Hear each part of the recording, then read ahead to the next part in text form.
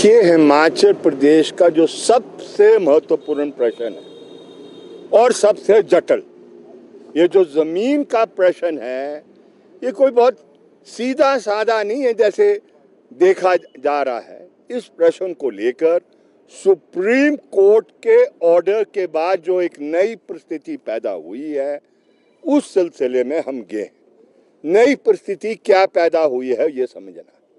Supreme court ने, बहुत गहराई में नहीं गया सुप्रीम कोर्ट, लेकिन सुप्रीम कोर्ट ने क्या किया है, जो बेदखली हिमाचल प्रदेश में भूमि से, कृषि भूमि से जो की जा रही थी, उसके बारे में कहा है कि जो कलेक्टर, जो सारे निचले स्तर पर था, जो फॉरेस्ट विभाग के डीएफओ साहब थे, उसके ऊपर डिविजनल कमिश्नर थे, और उसके ऊपर जो माननीय उच्च न्यायालय हिमाचल प्रदेश का है, कहा कि जो प्रोसीजर अडॉप्ट किया गया वो इनवैलिड है, प्रिंसिपल्स ऑफ नेचुरल जस्टिस नहीं फॉलो किया गया है और वो सारे निरस्त किए गए। ये प्रश्न हम उस समय से कह रहे थे जिस समय बेदखली हिमाचल प्रदेश में हो रही थी।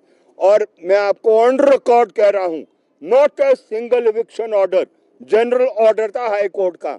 अगर आपने मुझे एविक्ट करना तो मेरे खिलाफ एविक्शन ऑर्डर होने चाहिए एविक्ट करने से पहले।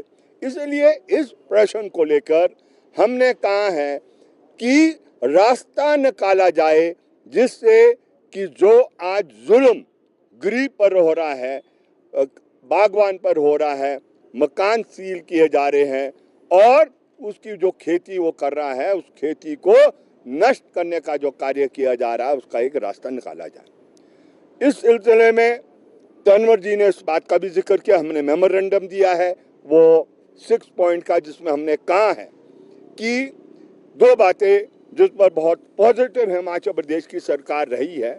एक कि जहां पर सेटलमेंट के टाइम रेवेन्यू रिकॉर्ड में ये चढ़ गया है कि ये गैर वन भूमि है, that is liable to be regularise.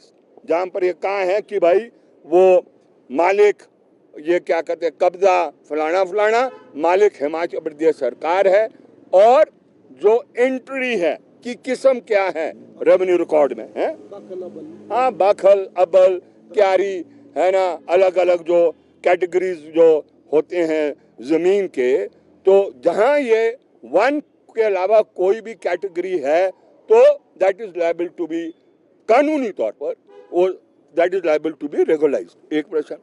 दूसरा प्रश्न है, हिमाचल प्रदेश में जो ग्लोबल वार्मिंग के जरिए जो पिछले वर्ष 2-3 वर्षों में जो त्रासदी हुई है और बड़ा भारी नुकसान हुआ है, जगह जगह हिमाचल प्रदेश में, जुब्बल के इलाके में हुआ है, रामपुर के इलाके में हुआ है, समेज के इलाके में हुआ है, कोई आपके पोंटा के इलाके में हुआ, कोई है बंजार के इलाके में, कोई हिमाचल का हिस्सा छूटा नहीं है, कांगड़ा के अंदर वो हुआ है ना, मंडी के इलाकों के अंदर हुआ है ना, बद्दी के अंदर हुआ है। एवरीवेयर हिमाचल प्रदेश में त्रासदी में जो नुकसान हुआ है, भूमि खत्म हो गई है किसानों की। मैं आपको 100 से ऊपर किसान सभा और सेब उत्पादक संघ, जिसके जरिए ये मेमोरेंडम आज दिया गया है, 100 से ज्यादा स्थान दिखा सकते हैं जहां पूरी खेती की जमीन तबाह होगी या तबाह।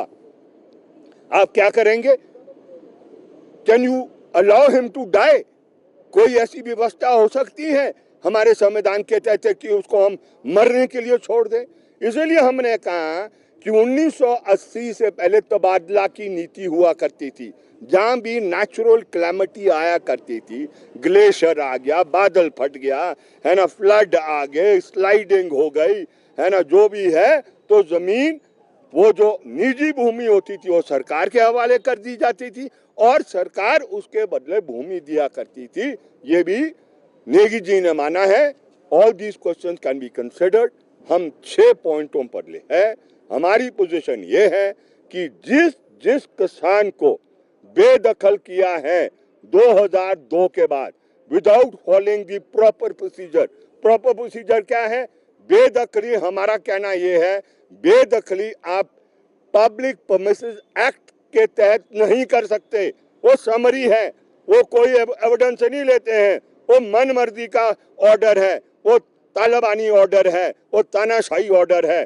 इसलिए कोई भी कार्रवाई आपने किसान के विरुद्ध करनी है तो वो की जाएगी लैंड रेवेन्यू एक्ट के तहत, प्रॉपर मेथड, प्रॉपर एविडेंस को लेकर, क्योंकि टाइटल के बगैर कोई बेदखली नहीं हो सकती है। First you have to find the title, title से ओनरशिप फ्लो होती है। तो इसलिए कानूनी प्रक्रिया को आपको फॉलो करना है। यही मंशा सुप्रीम कोर्ट की भी थी और हम समझते हैं हिमाचल प्रदेश सरकार इस बात को समझे, अन्यथा वी आर वेरी क्लियर। देखो हम साफ है,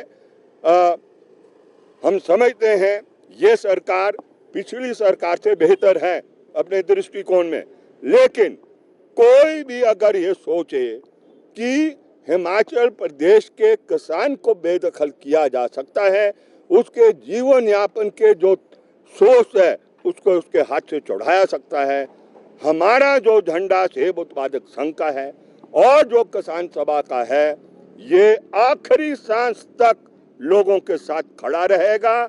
हम ऐसी नौबत नहीं चाहते हिमाचल प्रदेश में जहां आमने सामने हो जाए।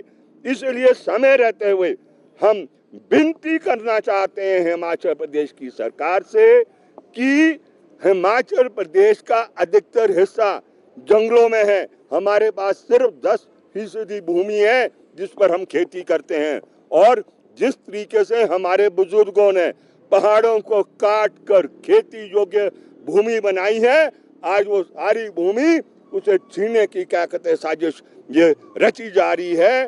तो ये जो किसान के दुश्मन हैं उनको भी हम आगाह करना चाहते हैं, जो बागवान के दुश्मन हैं उनको भी आगाह करना चाहते हैं